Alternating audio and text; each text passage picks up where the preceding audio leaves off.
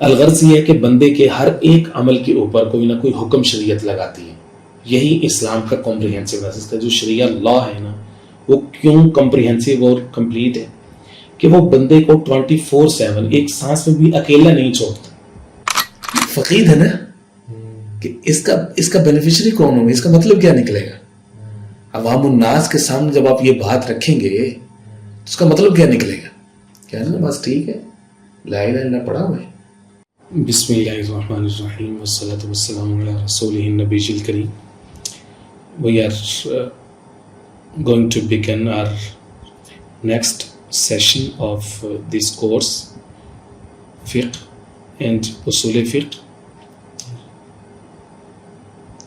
Until now we have learned about the definition of fiqh, its literal meaning and its terminological sense, figurative meaning by both of the Imam Abu Hanifa rahimahullah's definition, Ma'rifatun Nafsi ma laha wa ma alayha. We discussed two different explanations of this definition, and then in last session we learned about Imam Shafi'i rahimahullah's definition, al-fiqh huwa al-ilm bil-ahkam ash-shar'iyyah al-'amaliyyah min adillatiha at-tafsiliyyah, کہ فقہ سے مراد شریعت کے وہ احکام ہیں، ان احکام کا علم حاصل کرنا ہے جن کا تعلق انسان کی عملی زندگی سے ہے، اینڈ پھر ان کے متعلقہ تفصیلی دلائل کیا ہیں، ڈیٹیلڈ اس کی آرگومنٹس کیا ہیں.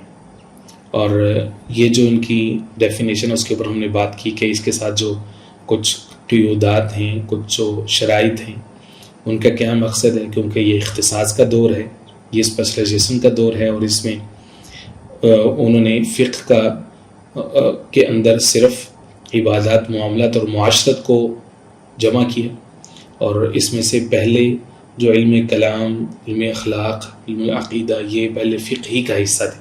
امام شافعی کے زمانے میں یہ الگ ہو گئے. میں نے حوالہ بھی دیا تھا میں نے امام ابو حنیفہ رحمہ اللہ کی کتاب کا، ان کی جو کتاب الفقہ الاکبر وہ اصل میں فقہ العقیدہ سے متعلق ہے، کیونکہ عقیدے کا جو علم تھا وہ پہلے وہ بھی فقہ ہی کا حصہ تھا امام حنیفہ کے زمانے میں. ہم شافعی کے زمانے میں انہوں نے تعریف سے ہی بتا دیا کہ بھائی فقہ کے اندر کیا کیا چیزیں، اس کی ڈومین میں کیا کیا چیزیں آتی ہیں. جو انہوں نے بتایا کہ تفصیلی دلائل سے شرعی احکام کو اخذ کرنا، تفصیلی دلائل کے ساتھ، تو تفصیلی دلائل سے مراد یہی ہے کہ اس کے ماخذ کیا ہیں، what are the sources of Islamic law، جہاں سے ہم نے ڈرائیو کرنا ہے لا، مسئلہ نکالنا ہے، مستنبط کرنا ہے، اخذ کرنا ہے. تو وہ دلائل کون سے ہیں؟ وہ ظاہر ہے قرآن ہیں، سنہ ہیں، یہ پرائمری سورسز ہیں. اجماع، قیاس جو ہے وہ سیکنڈری سورسز ہیں. ان چاروں ماخذ کے اوپر ہم بعد میں تفصیل کے ساتھ بات کرتے ہیں. تو شرعی احکام جو انہوں نے کہا ہے، تو شرعی احکام سے مراد یہ ہے کہ بندے کے جتنے اعمال ہیں، ٹھیک ہے، ان میں سے ہر ایک عمل کے اوپر کوئی نہ کوئی حکم، کوئی نہ کوئی صفت جو ہے وہ اپلائی ہوتی ہے کہ یہ جو کام ہے یہ جائز ہے، ناجائز ہے، حلال ہے، حرام ہے، مکروہ ہے، مباح ہے، اس کا درجہ کیا ہے، مستحب ہے. ٹھیک ہے. ایک رائٹ ونگ ہے، رائٹ ونگ میں وہ چیزیں ہیں کہ جس میں پازیٹیو حکم لگایا جاتا ہے. پازیٹیو سے مراد یہ ہے فرض، واجب، سنت، مستحب. پازیٹیو کہ جس کا کر لینا ثواب ہے. ہاں جی، ہم تفصیل ان کی تعریف کرتے ہیں بعد میں. لیفٹ ونگ میں کیا ہے؟ نیگیٹیوز، یعنی حرام ہے، مکروہ ہے، مباح ہے، یعنی جو چیز منع کی جا رہی ہے تو وہ کسی درجے میں منع کی جا رہی ہوگی. Things are not in black and white, کہ ایک چیز یا تو حلال ہوگی یا پھر حرام ہوگی، جائز ہوگی نہ جائز ہوگی، اور بیچ میں کچھ نہیں ہے. ایسی بات نہیں. فقہ جو ہے وہ سہولت دینے کے لیے ہوتی ہے، اس میں ہر ایک عمل کی درجہ بندی ہوتی ہے کہ یہ عمل حلال ہے تو کس درجے میں حلال ہے، حرام ہے تو کس درجے میں حرام ہے. ٹھیک ہے. تو وہ اس طرح سے اس کو دو ونگز میں ہم تقسیم کر لیتے ہیں نا. ٹھیک ہے. اور اس کے بیچ میں جو ہے وہ مباح آ جاتا ہے. مباح جو ہے وہ بیچ کی کڑی ہے، حلال اور حرام کے بیچ کی کڑی ہے. تو اس میں انسان کی انٹینشن دیکھی جاتی ہیں کہ وہ عمل فی نفسی ہی ثواب یا گناہ نہیں ہے. یعنی بیسکلی جیسے سونا، اٹھنا، جاگنا، کھانا پینا، دوڑنا، ہنسنا، بولنا، اپنی ذات میں جو ثواب گناہ نہیں ہے. اب اس میں دیکھنا ہے کہ اس میں جو کرنے والا ہے اس کی انٹینشن کیا ہے, کہ وہ شریعت کی منشا کے مطابق ہے کہ نہیں. اگر اللہ کے حکم کے مطابق سو رہے ہیں شریعت کے منشا کے مطابق تو وہ بھی عبادت بن جائے گی. اگر آپ حلال کام آپ پر واجب ہے اور آپ سستی کی وجہ سے سو رہے ہیں تو آپ سونا بھی گناہ بن جائے گا. ٹھیک, مباح ہے نا, تو مباح کام میں اس کی نیت دیکھی جاتی ہے اور اس کا کام کا سٹائل دیکھا جاتا ہے. سفر کرنا ہے مباح ہے, دین کے لیے سفر کریں گے تو ثواب مل جائے گا, کسی کی خدمت کے لیے سفر کریں گے تو ثواب بن جائے گا. ٹھیک ہے, گناہ کے کام کے لیے سفر کریں تو سفر گناہ بن جائے گا. تو اس کو کہتے ہیں مباح. مباح عمل جو اپنی ذات میں ثواب یا گناہ نہیں ہے, آپ کی نیت کے اوپر اور آپ کے میتھڈالوجی کے اوپر اگر وہ ٹکراتی نہیں ہے شریعت کی اوور آل اسپرٹ کے ساتھ. ٹھیک ہے, تو الغرض یہ ہے کہ بندے کے ہر ایک عمل کے اوپر کوئی نہ کوئی حکم شریعت لگاتی ہے. یہی اسلام کا کمپریہنسونیس, اس کا جو شریعہ لا ہے نا وہ کیوں کمپریہنسو اور کمپلیٹ ہے کہ وہ بندے کو 24/7 ایک سانس میں بھی اکیلا نہیں چھوڑتا. ہر وقت وہ کوئی نہ کوئی کام کر رہا ہے نا, فرض ہے, واجب ہے, حلال ہے, حرام ہے, جائز ہے, ناجائز ہے, مکروہ ہے, مستحب ہے, کوئی نہ کوئی کیٹیگری اس کے اوپر اپلائی ہونی ہی ہونی ہے. It's constant awareness, it's all about. تقویٰ اسی کو کہتے ہیں نا, ہر وقت آپ کی ایک میموری میں ایک طاقت ہے کہ آپ کوئی کام کیوں کر رہے ہیں. پریزنس آف مائنڈ فقہ کے اندر اسی کو کہتے ہیں, حضور قلب اور حضور ذہن, کہ آپ یہ کام کر رہے ہیں تو کیوں کر رہے ہیں, کس انٹینشن کے ساتھ آپ جو ہے وہ کام. ہر چیز کے اوپر حکم لگتے ہیں. آپ تجارت کر رہے ہیں, ٹھیک ہے, ایک سونار ہے, ٹھیک ہے, سونے کا کام کرتے ہیں. دس از ہز ڈیوٹی کہ سب سے پہلے وہ اپنے بزنس سے متعلق شرعی احکام سیکھیں کہ سونے کی کون سی تجارت, کون سا منافع اس کے لیے حلال ہے, کون سا حرام ہے, کون سی کاٹ اس کے لیے جائز ہے, کون سی ناجائز ہے.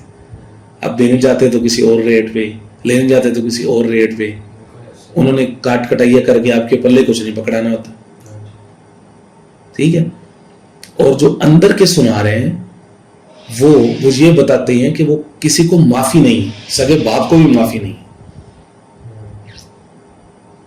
اس کے اندر. ٹھیک ہے, اور وہ کبھی بھی پورا وزن نہیں دیتے, جن کا ٹرک ہوتے ہیں. ٹھیک ہے, تو ہر ایک تاجر کو, کوئی بھی بندہ کوئی بھی کام کرے, وہ اس سے متعلقہ شرعی احکام سیکھنے کا پابند ہے. ساری شریعت نہیں, اپنے کام سے ریلیٹڈ. ٹھیک ہے, ہاں جی, جو مسلمانوں کا جو روشن دور تھا, ٹھیک ہے, تو اس میں ہوتا یہ تھا کبھی بازار میں جو بھی بندہ کچھ بیچنے کے لیے بیٹھا نا, سب سے پہلے بتاؤ کہ آپ نے کس کے پاس جا کے اس کا علم سیکھا. ادروائز تو پورا کا پورا بازار صرف منی, پیسہ, پاور کے اوپر کھڑا تھا, حلال حرام سے کوئی کام ہی نہیں. آج کل یہی ہے, مصنوعی مارکیٹ ہے ساری کی ساری. بینکوں سے سود پہ قرضے لیتے ہیں, ان کو قسطیں دیتے ہیں, مصنوعی مہنگائی ہوتی ہے. ٹھیک ہے, تو فقہ کس کو کہتے ہیں؟ فقہ اوور آل پوری کی پوری آپ کی لائف کو ڈسپلن بناتے ہیں. ٹھیک ہے, تو میڈیکل ڈاکٹر ہے, اس کو اپنے شعبے سے متعلقہ پورے شرعی احکام سیکھنا اس کے لیے ضروری ہے. ٹھیک ہے, کیا چیز اس کے لیے جائز ہے, کیا ناجائز. ٹھیک ہے, تو ہر پیشہ ور کو فقیہ نفس ہونا چاہیے کہ اس کا ظاہر کیا ہے, اس کا باطن کیا ہے, کیا چیز اس کے لیے جائز ہے, کون سی چیز اس کے لیے جائز نہیں ہے. ٹھیک ہے, تو قاموس الفقہ بک ہے, لغت کی ہے. ٹھیک ہے, اس میں لکھا ہوا ہے کہ شرعی حکم جاننا, اس کو کہتے ہیں فقہ. ہر کام سے پہلے کیا یہ کام میرے لیے جائز ہے. لوگ آتے ہیں نا مفتیوں کے پاس کہ جی میں یہ تجارت کرنا چاہتا ہوں, یہ بائنانس ہے, یہ بائنری, یہ کمپنی ہے, اس طرح سے کام کرتی ہے. ٹھیک ہے, کیا یہ میرے لیے جائز ہے. ممبر بنانا, ان پر پیسے کھانا, کمیشن لینا, محنت کسی اور کی, پیسے میرے کھاتے میں آئے, کیا یہ جائز. ٹھیک ہے, تو یہ شرعی حکم جاننے کو کیا کہتے ہیں؟ فقہ. جو جان جائے تو اس نے فقہ حاصل کر لی اتنی, اور جو جانتا ہے اس کو فقیہ کہتے ہیں, تو آپ کو ایکسپلین کر کے بتاتا ہے. ٹھیک ہے, تو علمی سطح پر اگر ہم کمپیئر کریں اکیڈمک گراؤنڈس میں, امام شافعی's ڈیفینیشن از مور کسٹمری ہے, زیادہ رائج ہے, اس میں اسپیشلٹی زیادہ ہے, but it does not mean کہ it is easy to reject امام ابو حنیفہ's ڈیفینیشن, ان کی اپنے لحاظ سے کمپریہنسو ہے. ٹھیک ہے, سو اس لیے فقی کتب میں دونوں لکھے جاتے ہیں. ٹھیک ہے, سو دس از واٹ از فقہ. فقہ کو ہم نے سمجھ لیا. ٹھیک ہے جی, کہ فقہ کی ڈیفینیشن کیا ہے, اس کی لغوی اور اس کی شرعی تعریف اس کی کیا ہے. Now we move to the next session which is فقہ, اس کی سگنیفیکینس اور اس کی نیڈ اور اس کا ریوارڈ کیا ہے. یہ بہت امپورٹنٹ ہے. ٹھیک ہے, کہ اس کی یہ کیوں پڑھنا چاہیے, یہ کیوں سیکھنا چاہیے, یا جو سیکھنے والے ان کا مقام کیا ہوتا ہے.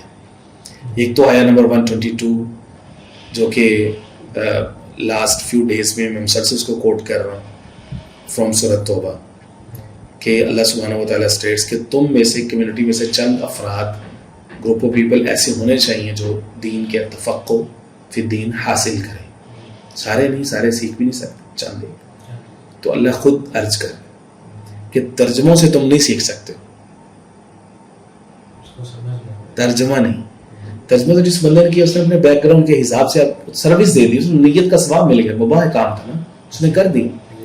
اب ضروری نہیں ہے کہ ترجمے سے آپ بھی سیکھ جائیں, آپ کو تو اس کی گہرائی میں جانا پڑے گا, تفاسیر پڑھنی پڑیں گی, پرانی عربی کو سیکھنا پڑے گا, تبھی آپ کسی نتیجے تک پہنچیں گے نا. ٹھیک ہے, تو وہ تفقہ فی الدین ہے, یہ اس کے لیے ضروری ہے.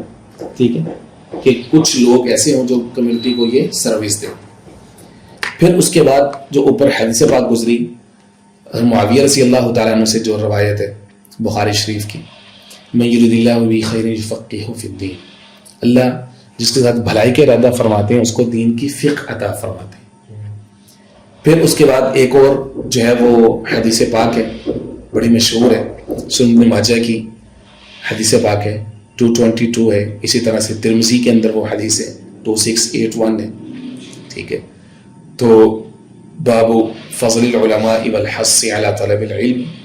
ٹھیک ہے, اس کے باب کے اندر امام ترمذی رحمہ اللہ نے وہ سب حدیث جمع کی ہیں کہ جس میں علم کو حاصل کرنا اور علماء کا مقام و مرتبہ کیا ہے, اسکالرز کی قدر کرنا کیوں ضروری ہے. ٹھیک ہے, اس میں ایک حدیث پاک ہے, فقیہ واحد اشد علی الشیطان من الف عابد, کہ ایک فقیہ شیطان پر 1000 لوگوں سے زیادہ بھاری ہے. 1000 times. What does it mean? It is easy for devil to disarray 1000 people, but it's not easy for him کہ وہ ایک عالم کو, ایک فقیہ کو گمراہ کر سکے. کیونکہ فقیہ کو پتہ ہے کہ شیطان نے کہاں کہاں سے پکڑنا ہے. شیطان تو عالم ہے نا, علم تو ہے نا اس کے پاس, ٹھیک ہے, نالج ہے اس کے پاس. اس کو پتہ ہے کہ انجینئر کو میں نے کیسے گمراہ کرنا ہے, ڈاکٹر کو کیسے کرنا ہے, مولوی کو کیسے گمراہ کرنا ہے, مفتی کو کیسے گمراہ کرنا ہے, سی اے کو کیسے گمراہ کرنا ہے, ٹھیک ہے, فوجی کو کیسے گمراہ کرنا ہے, پولیس والے کو کیسے گناہ پلانا ہے. ہر ایک کے ٹرکس ہیں اس کے پاس.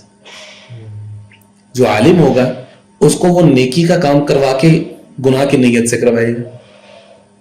عالم ہوگا وہ گناہ کا کام کرے گا, اس کو جسٹیفائی کرے گا اچھی دلیل کے ساتھ. شیطان کو پتا ہے ہر ایک سے کام کیسے لینا. جو فقیہ ہوگا نا وہ سمجھے گا کہ بھائی اس کے پیچھے تھاٹ کیا ہے, اس کام کے پیچھے اصل میں اسپرٹ کیا ہے, موٹیویشن کیا ہے اس کے پیچھے. کام تو جائز لگ رہا ہے, اس کے پیچھے کیا ہے, اس کا بینیفیشری کون ہے, لہٰذا اس کام کو روکو. کام اپنی ذات میں جائز ہو سکتا ہے لیکن اس کا بینیفیشری کوئی اور ہے. یہ فقیہ, شیطان فقیہ کو گمراہ نہیں کر سکتا, اس کو 1000 ٹائم ایفرٹ کرنی پڑے گی اس کو. ٹھیک ہے نا. تو یہ حدیث پاک یہ بتاتی ہے کہ فقیہ کی کتنی بڑی شان ہوتی ہے, فقیہ کتنی بڑی سروس دیتے ہیں. فقیہ بننے کے لیے عالم بننا ضروری ہے. عالم, قرآن و حدیث کو سمجھنا. فقیہ کا تو میدان ہے نا, وہ تو آل راؤنڈر ہے. قرآنی آیات, اس کی تفسیر, اس کا بیک گراؤنڈ, حدیث پاک, اس کا ریولیشن بیک گراؤنڈ, ٹھیک ہے, شان ورود, قرآن مجید تفسیر کا شان نزول ہوتا ہے, آیت کب نازل ہوئی. حدیث کا شان ورود ہوتا ہے کہ حضور نے کب فرمایا. اشعار ہیں, قدیم عربی ہے, اس کا شان گفتہ بھی ہے کہ اس شعر کو کب پڑھا جاتا ہے, وہ اصطلاح کب یوز ہوتی ہے, تاکہ وہ اصطلاح جب قرآن یوز کرے تو پتہ چلے کہ اس کا اصل میننگ کیا ہے یہاں پہ. تو خالی اردو ترجمے پڑھنے سے تو کہانی نہیں بننے والی. ہاں جی, سارا کچھ جاننا ضروری ہے. فقیہ ایسے تھوڑی بن جاتا ہے, ٹھیک ہے. تو کئی دفعہ ایسا ہوتا ہے کہ فقیہ کی جو بات ہوتی ہے وہ بظاہر قرآن اور حدیث کے ترجمے کے خلاف جا رہی ہوتی ہے. ایک عام آدمی پڑھے گا, وہ کہے گا یار یہ کیا ہو رہا ہے. ارے بھائی تو اپنی عقل کا علاج کر, تجھے پتہ ہی نہیں ہے, خالی ترجمے میں گھسا ہوا ہے. الفاظ کے پیچوں میں الجھتے نہیں دانا, غواص کو مطلب ہے سپی سے کہ گوہر سے. بھائی اس کو پتہ ہے, ٹھیک ہے. تو اس لیے فقیہ ہونا, ٹھیک ہے, یہ بہت بڑا ایک عمل ہے. مثال کے طور پر ایک مثال ہے حضور پاک صلی اللہ علیہ وسلم کے زمانے کی. فرمایا کہ جس نے من قال لا الہ الا اللہ دخل الجنہ, جس نے لا الہ الا اللہ پڑھ لیا وہ جنت میں داخل ہو جائے گا. ابو ہریرہ نے عرض کیا رسول اللہ واقعی کیا ایسے ہی تصدیق کر لی؟ حضور نے فرمایا ہاں.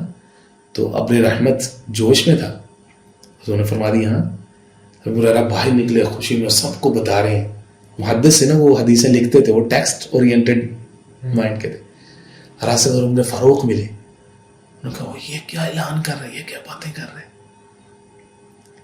من قال لا الہ الا اللہ دخل الجنہ, عمل, کام, جدوجہد, جہاد, ہجرت, محنت, مزدوری, یہ پیرامیٹرز کدھر جائیں گے, یہ کیا بات ہو رہی ہے. روکا پکڑا, واپس لے کے آئے حضور کے پاس, ٹھیک ہے. فقید ہے نا کہ اس کا بینیفیشری کون ہوگا, اس کا مطلب کیا نکلے گا. عوام الناس کے سامنے جب آپ یہ بات رکھیں گے تو اس کا مطلب کیا نکلے گا. کہنا بس ٹھیک ہے, لا الہ الا اللہ پڑھا ہوا ہے, جنت مل جائے, ٹھیک ہے. حالانکہ دنیا کو تو اللہ نے اسباب سے چلایا, عمل ایک سبب ہے, کام کرنا پڑے گا تو کچھ بھی لینا. تو ایسا تو نہیں حضرت پاک صلی اللہ علیہ وسلم نے فرمایا کہ جس گلی سے عمر گزرتا ہے شیطان وہاں سے بھاگ جاتا ہے. عمر کی زبان پر حق جاری ہوتا ہے. میرے بعد کوئی نبی ہوتا تو عمر ہوتا, ٹھیک ہے. تو فقہ جو ہے یہ اللہ کا بہت بڑا انعام ہے, فقیہ کا بہت بڑا مقام ہوتا ہے, بہت زیادہ جو ہے نا اس کا درجہ ہے, ٹھیک ہے. So by that we end this session, and in the next session we will discuss fiqh and its examples specifically in the era of the Holy Prophet sallallahu alaihi wasallam.